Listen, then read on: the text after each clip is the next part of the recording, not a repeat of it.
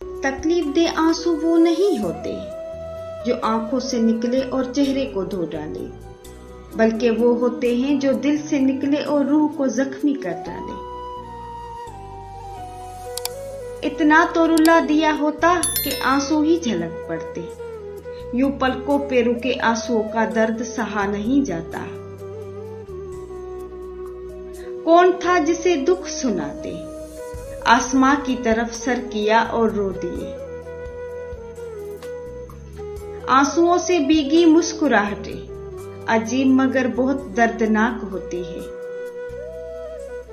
जो ज़बां से बयां नहीं होते उन्हीं लफ्जों से अश्क बनते हैं।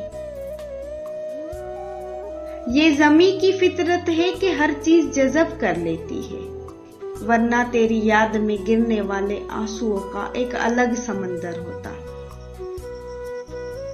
जिंदगी भी क्या अजीब चीज है, एक दिन मरने के लिए पूरी जीनी पड़ती है। मैंने जिंदगी से पूछा तू इतनी मुश्किल क्यों है, जिंदगी ने हंस कर कहा दुनिया आसान चीजों की कदर नहीं करती। आपके पीछे बातें करने वाले दरअसल आपसे बहुत पीछे होते हैं। अपनी औलाद को मालदार बनाना कमाल नहीं है, बल्कि अपनी औलाद को दीनदार बनाना कमाल है।